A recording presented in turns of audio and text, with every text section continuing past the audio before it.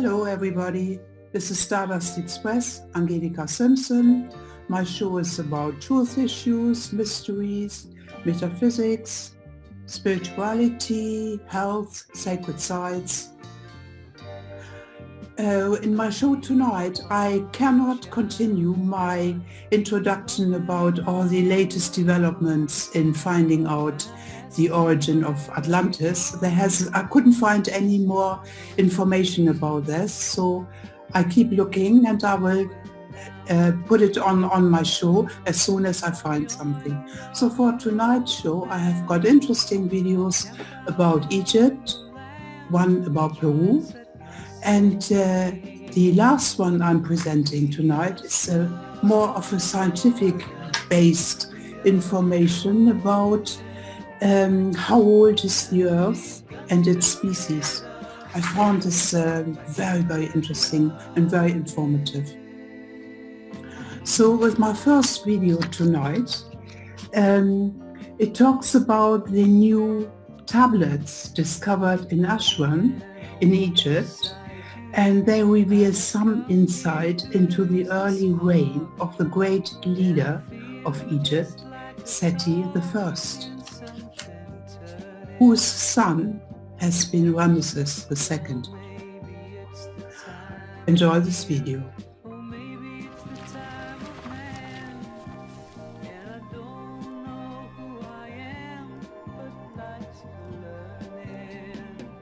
We strive for understanding of the lost civilization and indeed who they were, where they came from, and what the hell happened to them.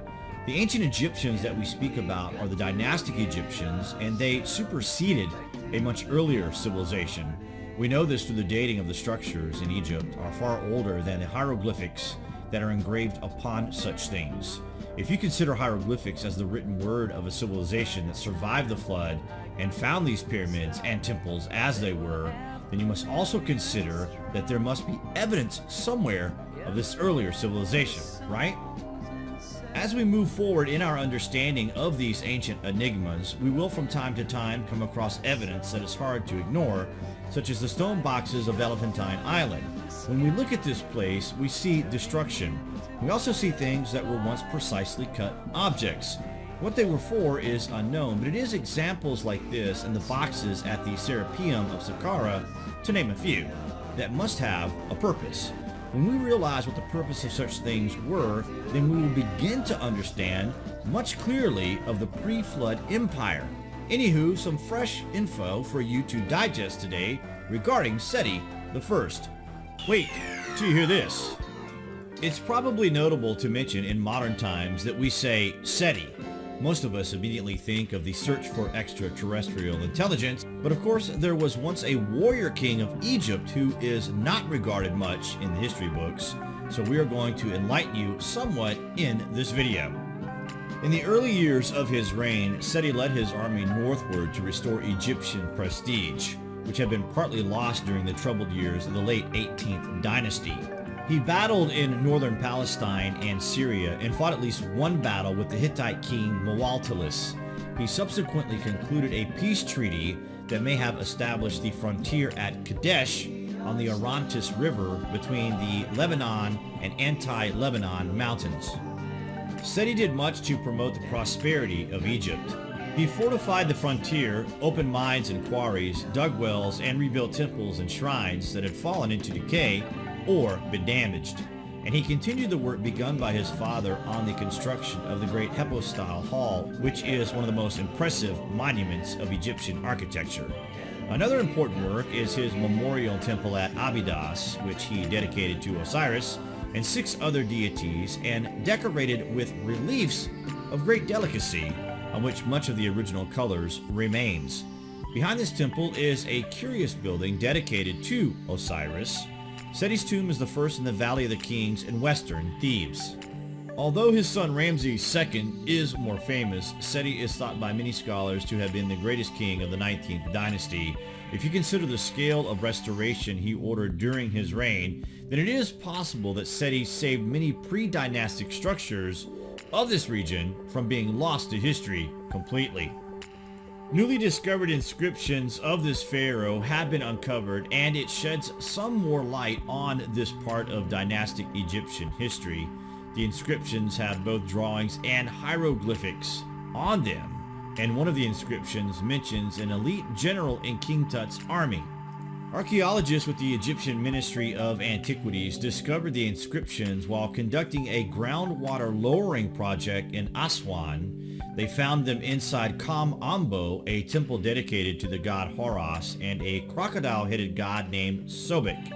The temple dates back 3,300 years, and the inscriptions may have originally been in an earlier temple, now lost, at Kam Ambo, that was located on the same spot as the later temple. This is an exciting discovery and is historically important to this period in history.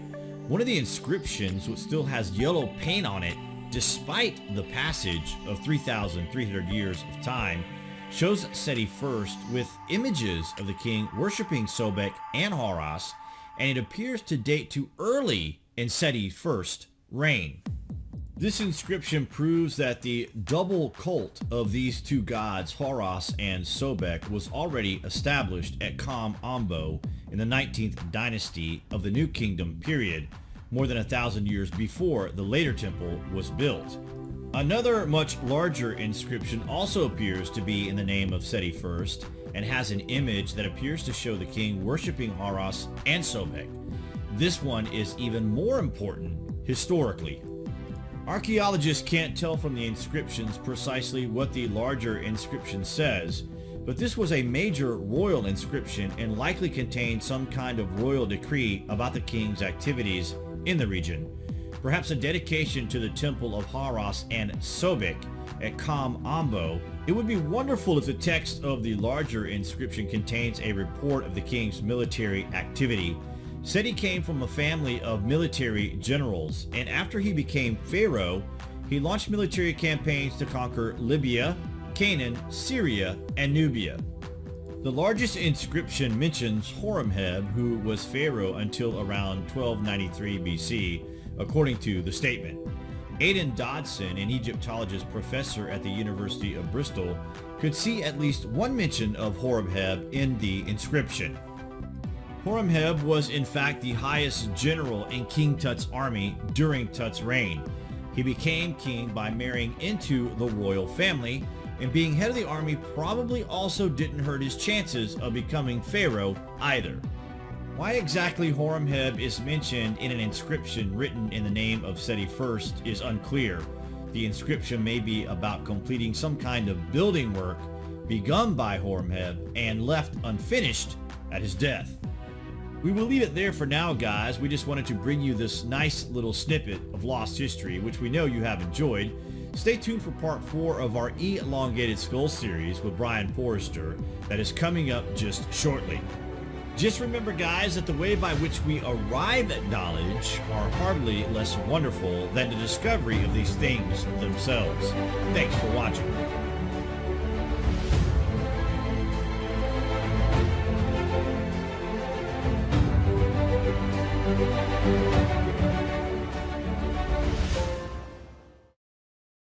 Welcome back.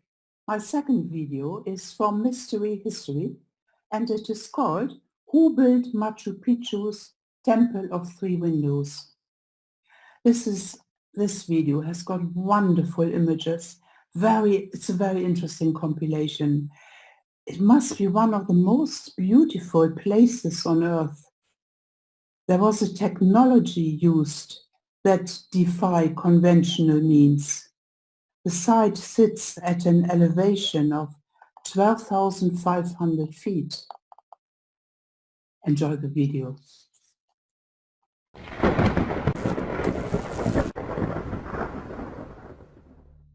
Machu Picchu, unquestionably one of the most recognizable ancient ruins on Earth. It is a place that is found high on countless astute explorers' bucket lists, and for good reason. Placed far away from modern civilization, requiring a 10-hour trek along the Inca Trail to reach. However, when one arrives at the site, they are rewarded with an astonishing array of ancient feats of engineering. There are many anomalous characteristics of this pre-Incan site, which, although ignored by academia, we intend to explore here on our channel. One of these peculiar and as yet unexplained features is the Temple of Three Windows.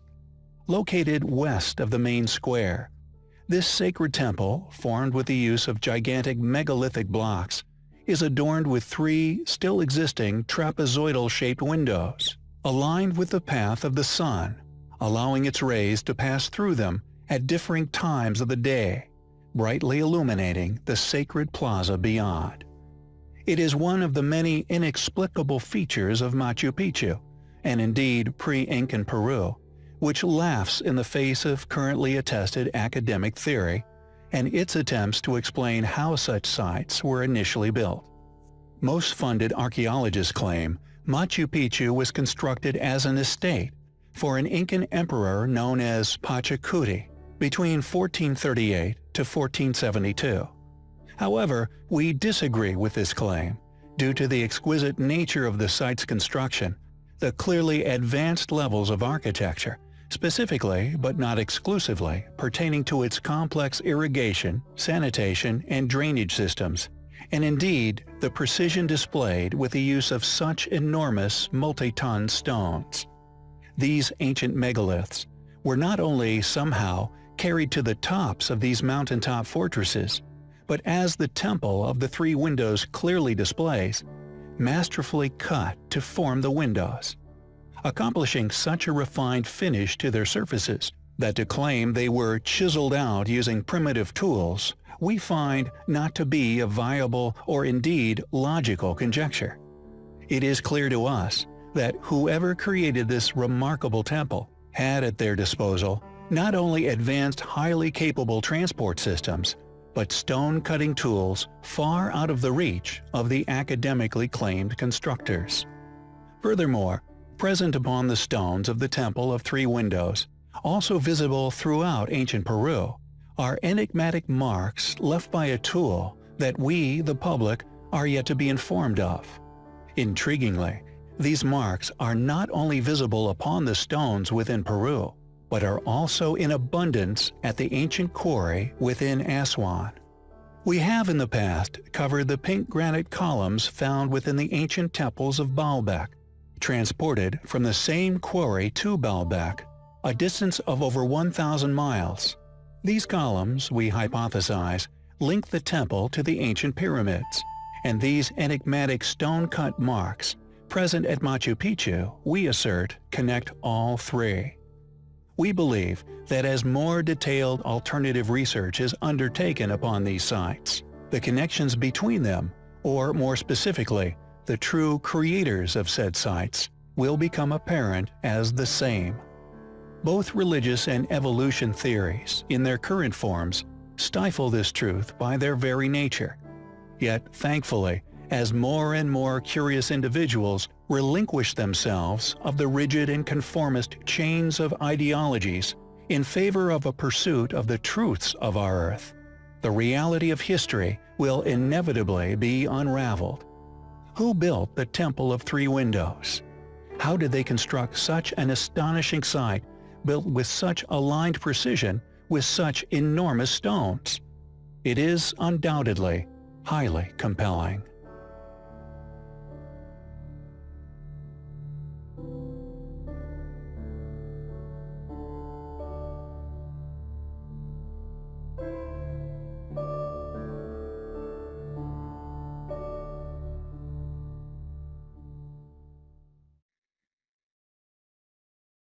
My next video is from the Lost History channel again, and it questions the royal bloodline of the Atlanteans.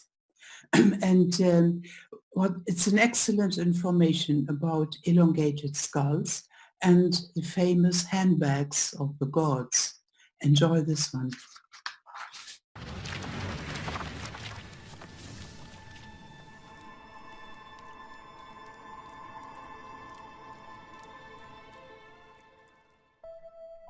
So here's the deal, guys. Elongated skulls found in Paracas are not human. That has been confirmed through DNA testing. It doesn't match that of humans. So what the hell are they? Beings with huge heads are mentioned throughout historical text and are depicted in many cultures across the planet, but they don't exist today. What happened to these supposed hierarchy of society? If scientific proof on this earth now exists of aliens or gods or whatever you want to call them is not enough, then you must seriously consider the consequences for dismissing such findings. Being skeptical is one thing, but completely dismissing this as a hoax has been more than enough to raise Mr. Spock's eyebrow right over his forehead. Wait till you hear this. When we think of Atlantis, we think of Plato's description.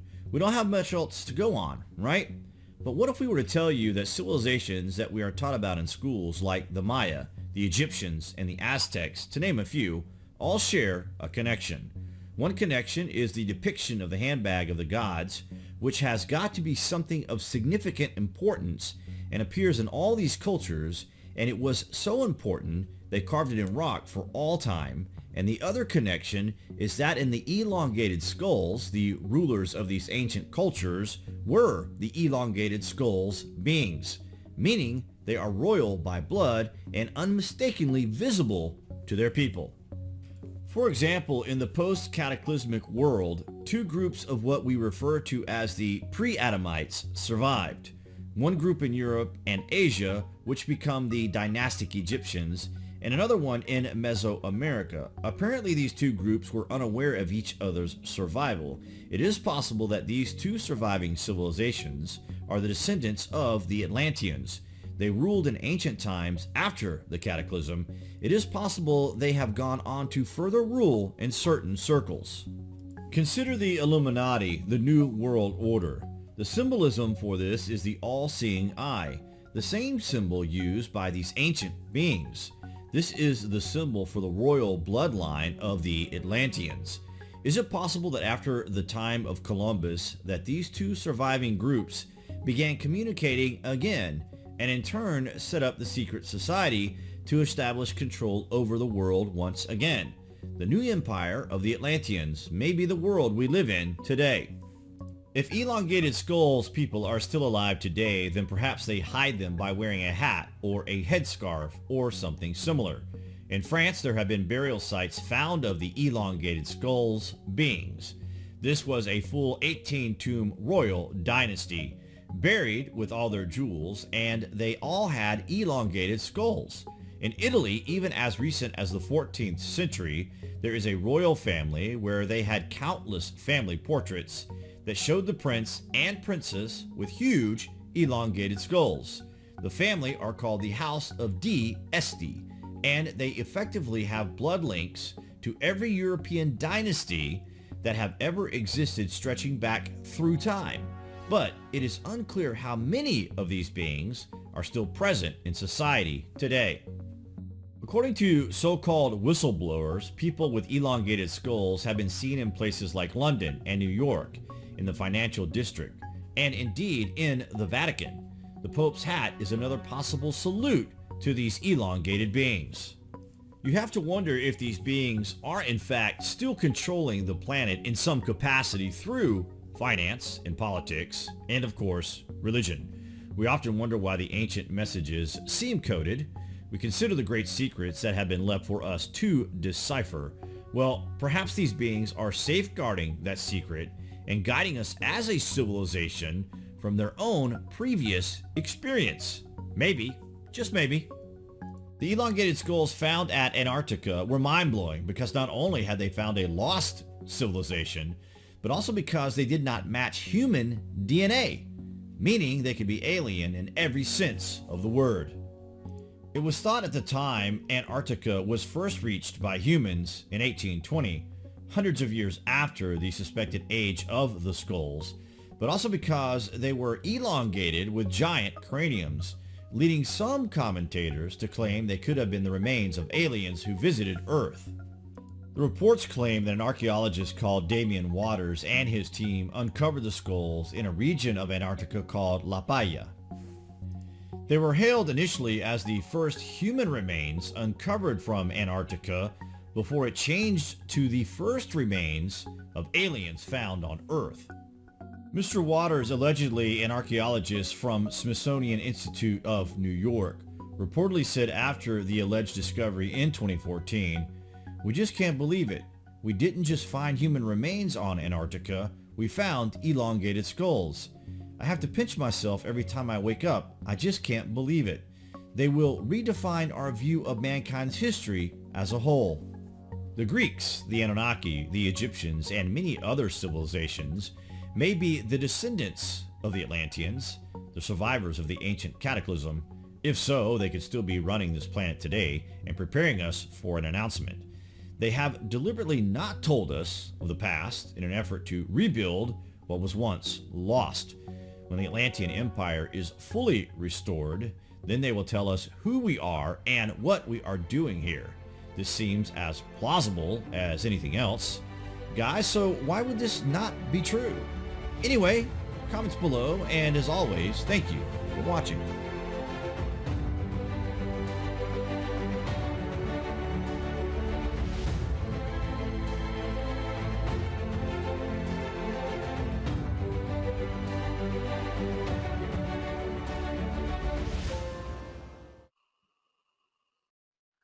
There's still much to learn about the elongated skulls. My last video tonight is from Thunderbolt's project. It's called Upheaval: How Old is the Earth and its Species? I find this an interesting question. Earlier this year, scientists from New York and Sweden published the results of their sweeping study of 5 million DNA barcodes from about 100,000 different animal species. As reported by PhysOrg on May 28 in 2018, the results are sure to jostle, if not overturn, more than one settled idea about how evolution unfolds. In addition to a shocking absence of genetic diversity, the authors were stunned to conclude that about 9 out of 10 species on Earth appear to have come into being at about the same time, apparently sometime between 100,000 and 200,000 years ago. Study co-author David Thaler said of the findings, "This conclusion is very surprising, and I fought against it as hard as I could." One unavoidable possibility these results raise is articulated in the PhysOrg report, which asks, was there some catastrophic event 200,000 years ago that nearly wiped the slate clean? Enjoy this video.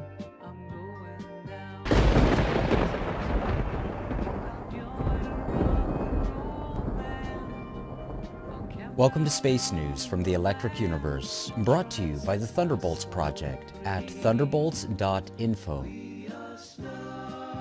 Planet Earth is home to an extraordinary diversity of species. Their current total numbers are estimated at around 10 million, including between 1 and 2 million animal species. However, scientists estimate that documenting all terrestrial species, if it could ever be achieved, could take as long as another 1,000 years. The consensus theory of the origins and evolution of life on Earth states that it all began 3.8 billion years ago, with single-celled organisms. Through an exhaustive study of the geological record, scientists have constructed a story of our planet's history and the life that inhabits it. But how reliable is this story? We have proposed a radically different origin and history of planet Earth, and indeed of our entire solar system. Planets do not form from accretion in gravitationally collapsing nebular clouds. Rather, the Electric Universe has proposed 2 forms of planetary formation: the ejection of rocky planets from the cores of gas giants, and planets forming from the electromagnetic Z-pinch effect along the same networks of filaments where stars are now known to form. The discovery of countless so-called baffling exoplanetary systems have further demonstrated the emphatic failure of the 2.5 centuries old nebular hypothesis. In our Electric Universe, the actual age of the Earth our parent star, and our solar system cannot be quantified based on our current understanding. Further complicating any attempts to assess our own planet's age is the overwhelming evidence for relatively recent global catastrophes, events that were recorded in the myths, folklore, and countless ancient and religious texts around the world. We have proposed that in an epoch of planetary instability in the inner solar system, powerful interplanetary lightning carved planetary surfaces, a hypothesis with an increasing body of scientific support, as our growing community of experimentalists have demonstrated. Countless familiar geological features are easily reproduced by electrical discharge to a solid surface. Of course, if these events did occur, both the geological and anthropological timelines of popular scientific theory must be reassessed. Indeed, in our electric universe, the entire question of evolutionary timetables must be reopened for further scientific investigation. And today, recent scientific reports have delivered a shocking blow to the standard theory of the evolution of life on Earth. Earlier this year, scientists from New York and Sweden published the results of a sweeping study of 5 million DNA barcodes from about 100,000 animal species.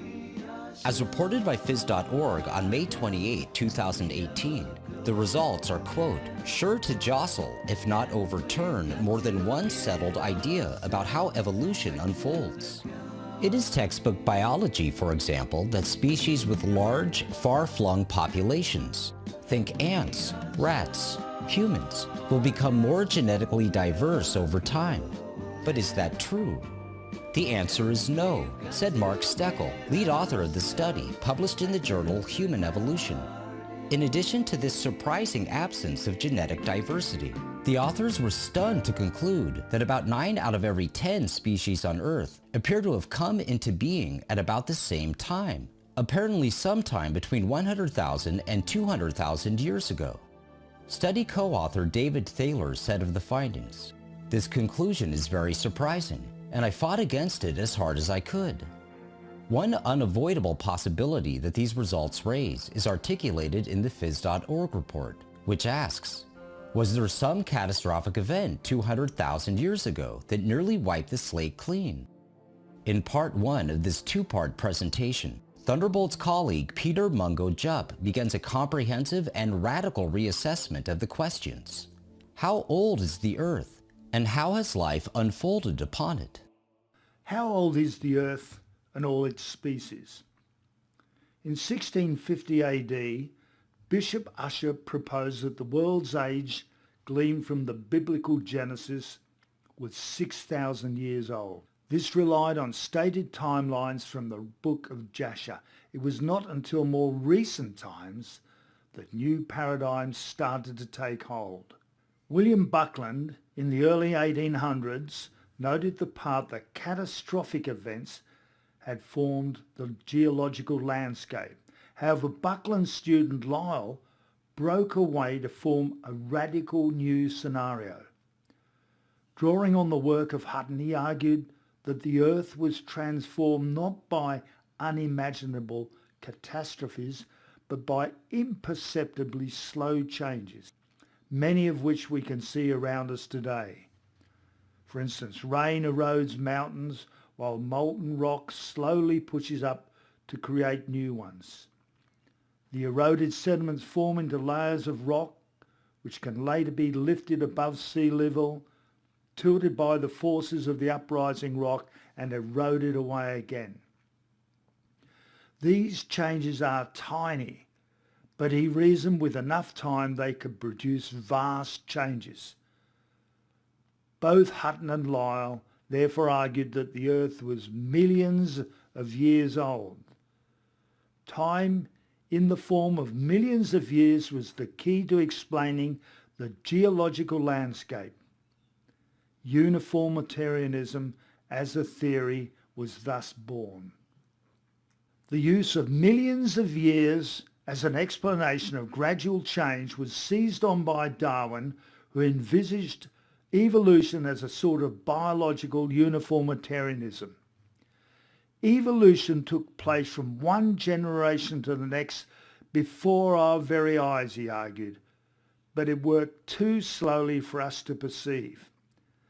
So out of this was born Darwin's prime theory, evolution by natural selection, or as we know it, survival of the fittest. Evolution arose from happy, slow, mutational changes that were either rejected or finally adopted and passed on to future generations of that species. However, the lack of intermittent adaptive species was and is a fundamental flaw to this time-driven theory. Nevertheless, this paradigm still seems to infect every area of modern geology and biology. It was only later that Alfred Wallace reformatted this theory and expounded a totally new concept. He formed the theory of evolution by intelligent design. Parts of the brain, for instance, were so complex that it seemed impossible to subscribe their formation to accidental development. There had to be a guiding force that designed and managed purposeful change. Both forms of evolution describe change through time, but only Wallace's intelligent evolution limits the power of natural selection to affect biological change. It suggests that in those areas of the biological world beyond the scope of natural selection's operations, some purposeful intelligence must be called upon to explain their existence. In contrast, Darwinian evolution claims that all biological life can be explained through a directionless process of survival of the fittest and random mutation. This fact has powerful implications for the age of life on Earth, as it doesn't necessarily rely on time as the arbiter of species change.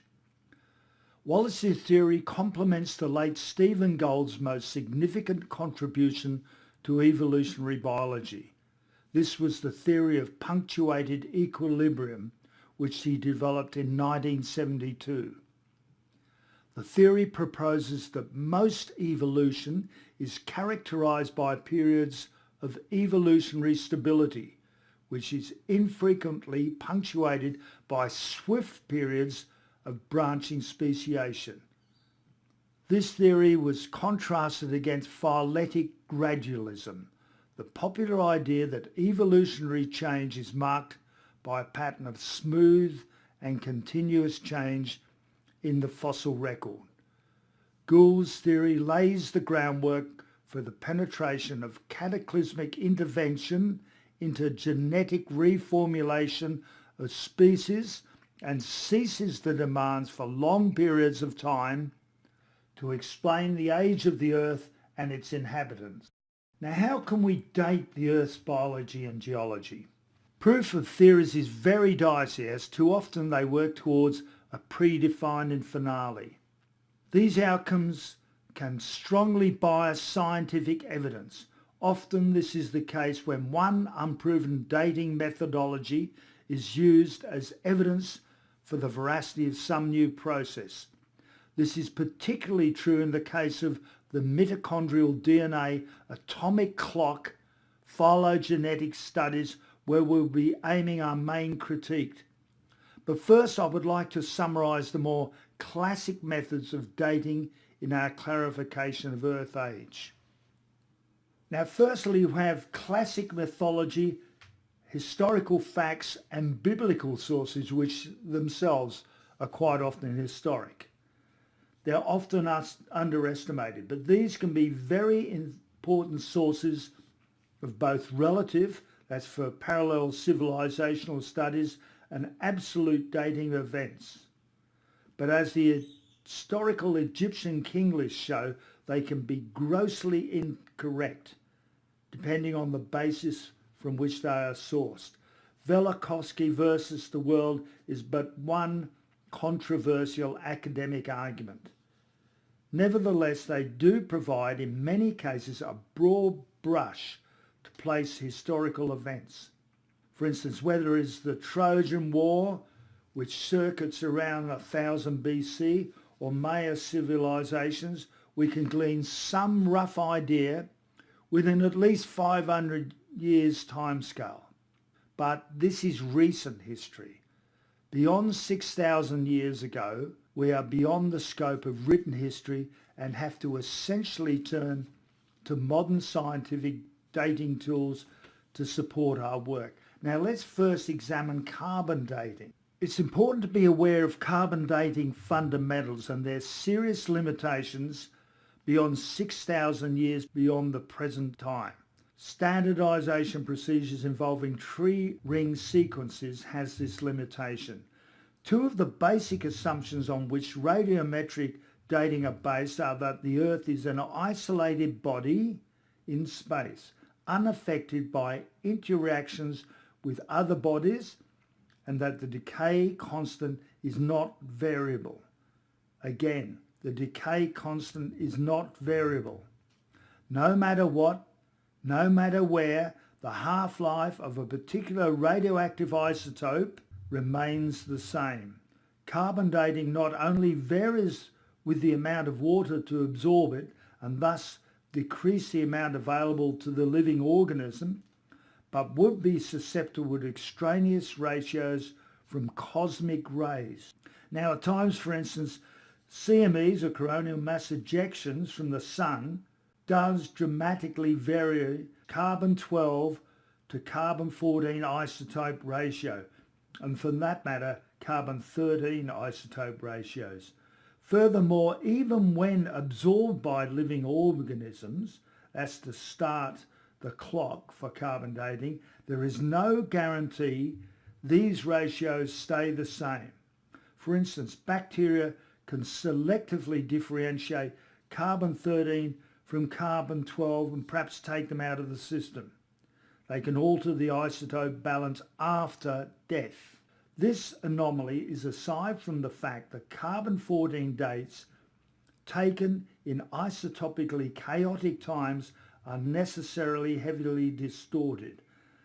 W.F. Libby, the inventor of carbon dating, clearly saw the limitations of the method and the conditions under which his theoretical figures would be valid. Libby understood the three reservoirs of radiocarbon on Earth: the atmosphere, the biosphere, and the hydrosphere. The hydrosphere, or oceans and seas, is the richest. The correctness of the method depends greatly on the condition that in the last 40 or 50,000 years, the quantity of water in the hydrosphere and carbon thus diluted in it has not substantially changed. The author Flood quotes from Chappell that the sea levels were low, for instance, around the Wallace Line, around Indonesia abutting the Pacific Ring of Fire, around 20,000 years ago. This low amount of water must then generally falsify results. Even the assumed 20,000-year-old figure is unreliable if based on erroneous paradigm. The method depends also on the condition that during the same period of time, the influx of cosmic rays or energy particles coming from the stars and the sun has not suffered substantial variations. There are a number of possible reasons for the variation in radiocarbon content of the atmosphere. Changes in the cosmic ray concentration due to the activity of the sun and galactic influences, and changes in the Earth's magnetic field which modulates proton concentration, which in turn affects the rate of production of carbon-14. And as Libby, the inventor of carbon dating, states, these conclusions, this is on the basis of carbon dating, could be false if errors in the very different quantities, the intensity of the cosmic rays and the mixing rate and depths of the oceans, should happen just to cancel one another. It should also be noted most of these specimens were heavily fossilized, and the effects of this process may have important connotations regarding contamination. They also reflect a dramatic environment at the time of death. Fossilization could also heavily influence the validity of the assumptions beyond, for instance, carbon dating. Now let's take an example.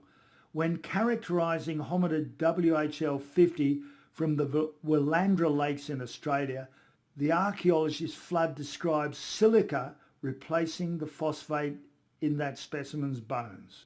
Opalized is the term she uses, and this to her is proof of great antiquity, but is it? Similarly, cow swamps assemblage in Australia has been preserved by calcification. That's fossilisation, in other words. This fossilisation of human remains has occurred without exception in all of the huge Australian lignite. Now remember, de Grazian notes, a fossil is typically an accident, a disaster, an anomaly. The problem with fossilisation is to stop the decay, and that means killing everything in the organism at once, including the bacteria. What dies is thus quickly recycled biotically unless some geological intervention occurs. It's quite possible the fossils found in these Australian lunettes were killed instantly and then petrified. Intervention that fossilise is almost always connected to the cause of death. I suspect an enormous electrical shock from the Lake Mungo magnetic reversal might do just that.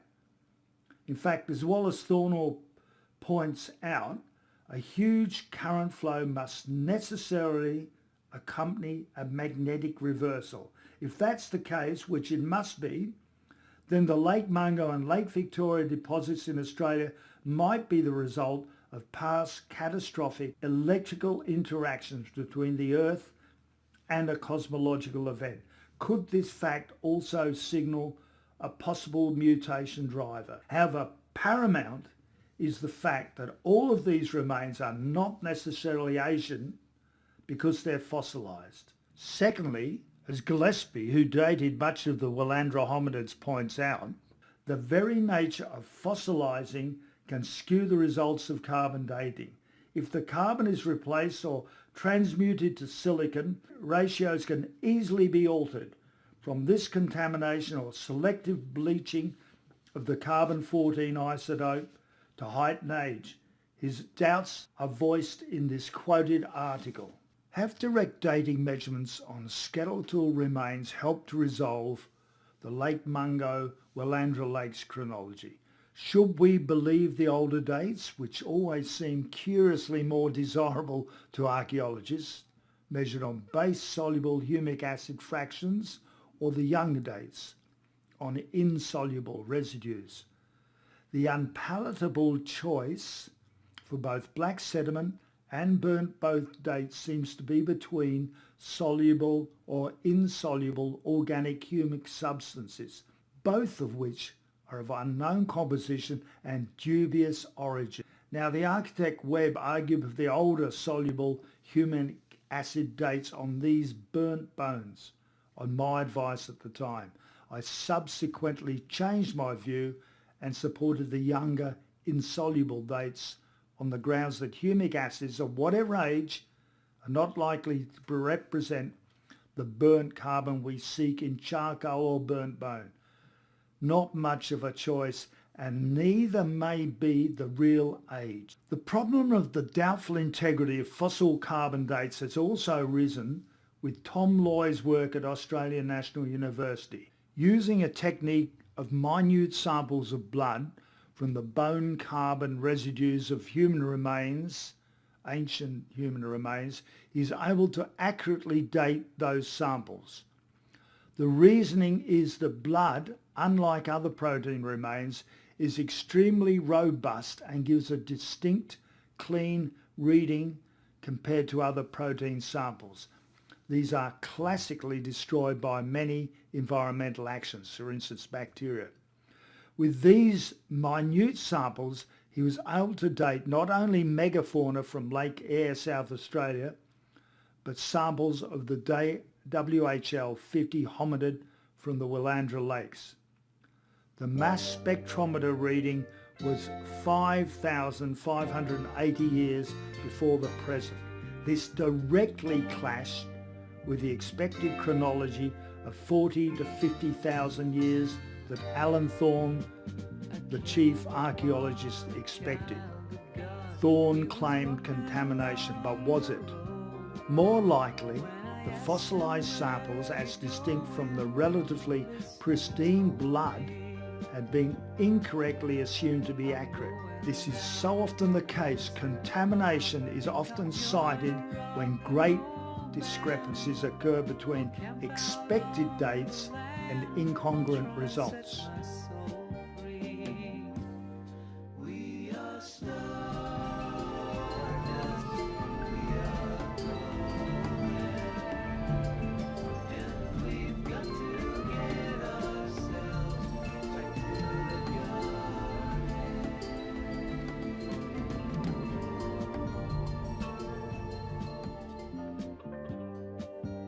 This is part one of a two-part presentation. It is the beginning of a comprehensive and radical reassessment of the questions: how old is the Earth? How has life unfolded upon it? So with this, I conclude my presentation of videos tonight. Please write in, let me know what you think of my choice of themes I'm bringing up, what your opinion is. I would be very interested in hearing that. So let's start again with my introduction of work with your eyes, your mind, your memory. And again here as well, let me know what you think about it, what you have experienced while you were practicing, while you were joining in whatever I was presenting.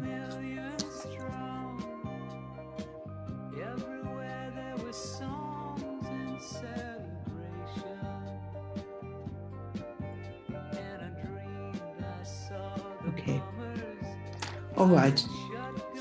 I just read in the chat that people were very interested in my choice of history of the world. So I will present more of it, definitely. Coming back to my vision work tonight.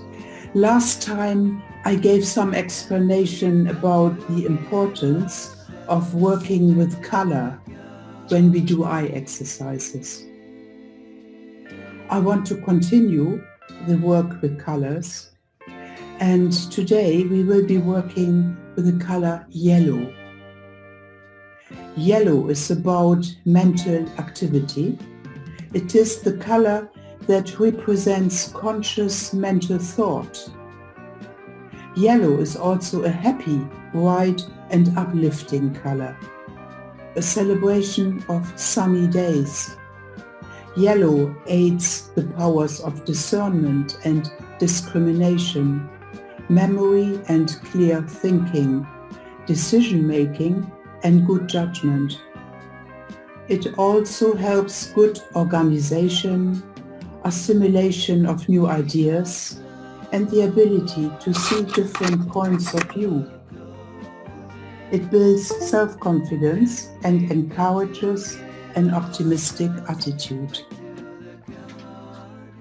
So before we start with our exercise today, please remove your glasses and your contact lenses if you can, otherwise leave them in.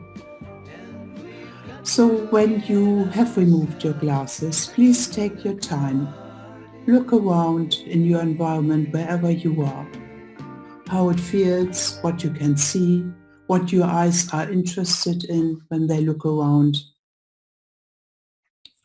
And focus your mind on the color yellow, whatever that represents to you. Get your hands warm by rubbing them together like I do. And then have your fingers crossed. Put your crossed fingers over the bridge of your nose, covering your eyes. Have your eyes closed, but with your hands don't squeeze your eyes, just loosely cover them. Make sure you're sitting comfortably wherever you are, and put your elbows either on a table or maybe on your knees so that your arms are not getting heavy and you stay in a comfortable position all the time. So with this image of yellow in your mind, listen to the story tonight. Let the yellow wave sing into your mind. It takes your intellect for a journey. You walk down a path paved with yellow bricks to a wall that stretches high to the right and to the left. The wall looks solid and impassable.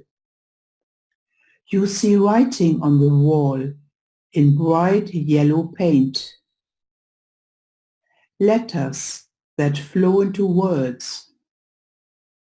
The words tickle your mind, as they did when you first learned to read. The words lead you to the right, gradually forming themselves into sentences.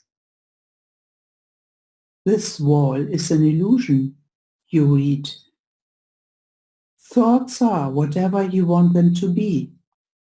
Masters, servants, playmates, friends, or enemies. Thoughts come and go at your command. As you move along the wall, imagine touching it with your hand. You find the wall becoming softer. The hardness of it is gradually changing to a liquid consistency that your hand breaks through. With both hands now, push the wall aside and step through it with your whole body. Looking around you, you see several smiling ladies seated in classical poses. The first lady is dressed in saffron silk and a wreath of small golden flowers encircles her dark brown hair. She is holding a book that she extends to you. Taking up the book, you notice to your surprise that it weighs very little in spite of its large volume. It is covered with gold leaf and a single circle is inscribed on the front. Opening the book, you see geometric forms that appear to dance and move about like an old folk dance. What does this mean? You inquire of the woman. This book shows you the patterns of your thinking mind, she replies. The patterns that are basic to your mind are shown to you without specific content. By absorbing the images of this book, you will see that you are able to think clearly at all times. You will be able to connect and rearrange thoughts, picking and choosing the thoughts you wish to use to form and influence your life. Take the book with you. I wish you joy as you play with your intelligence. The lady then disappears. As to her companions, who will reappear upon your next visit into the yellow world. The atmosphere around you becomes suffused with a golden glow. Your mind is bathed in clear yellow, a thoughtless state that prepares you for a new return to thinking and communicating in your daily life.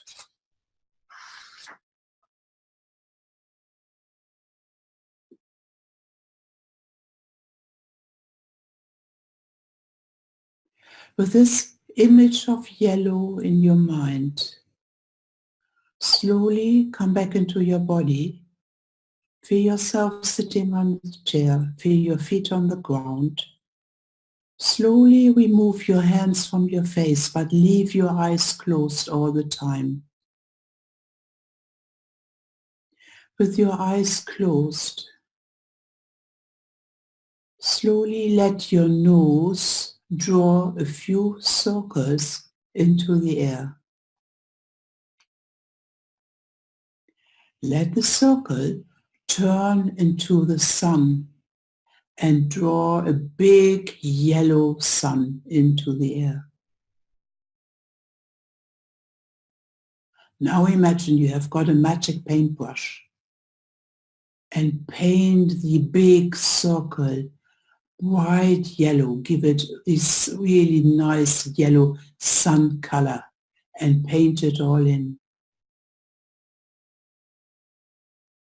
Enjoy the brightness. Your eyes will love to bath in this kind of yellow. Leave your eyes closed, please, all the time. Now let your nose draw a triangle. Let this triangle turn into a beach hut and draw the beach hut.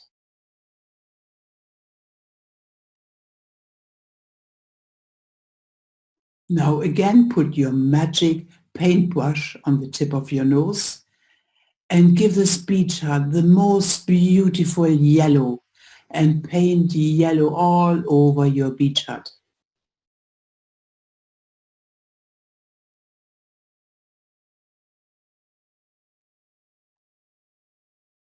Now let your nose draw a square. And let the square turn into a cube and draw the cube. And when you have done that, again put your magic paintbrush on the tip of your nose and paint the cube bright yellow. Paint it. Make sure you touch yellow all the spaces in your cube, all the sides.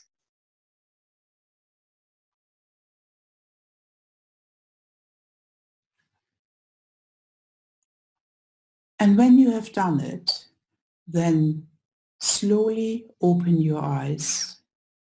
Look around in your environment. See how it feels now. If you notice different things, if your eyes feel differently, if your body feels differently, if your mind even is more relaxed, just be aware of everything. And there was a question in the chat asking, what does it mean that the ladies in the story disappear? It is just that in the story you were given a book which represents, it's a symbolically speaking, represents your mind, which is made of thoughts, and thoughts are words that are represented in the book. And so the ladies leave you with this to think about and to stay with it. So that's why they disappear. And they leave you in this yellow world as long as you want to be, until you come back into your own reality. So please give me your comments on the eye work I'm doing, if you're enjoying it, what your thoughts are, what your questions are. And with this, I leave you for tonight and hopefully see you all again next week. Goodbye.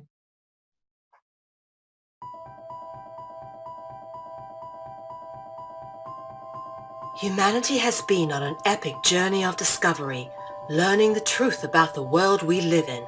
New discoveries about the true origins of humanity, ancient history, free energy, as well as the systematic corruption of world governments are now on the forefront of our daily reality.